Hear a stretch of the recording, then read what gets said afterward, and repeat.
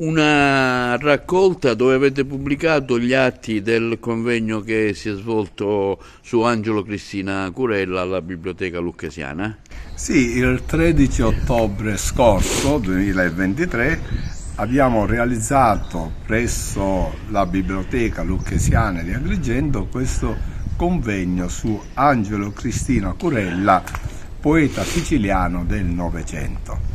E abbiamo ascoltato diverse relazioni di Piero Meli, ad esempio, Pippo Di Falco, Nino Agnello, Calogero Sorce, Francesco Tosto e altri autori, e dopo il convegno si è ritenuto opportuno lavorare per la pubblicazione degli atti e finalmente gli atti sono stati pubblicati e questo consente di far conoscere al pubblico la figura di questo intellettuale siciliano, licatese, Angelo Cristina Curella, che oltre ad operare nel campo finanziario che noi conosciamo tutti, ebbe un rilievo nella produzione letteraria.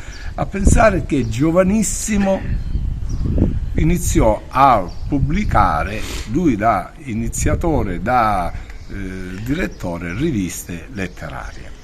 Per cui la pubblicazione degli atti è un'opportunità ulteriore per far conoscere questo autore siciliano e agrigentino e licatese. Il compito dell'Associazione Centro di Formazione alla Bioetica, che ha una sua dignitosa rivista di letteratura e teologia Oltre il Muro, mira a scoprire questi autori che purtroppo sono caduti, ahimè, nel dimenticatoio.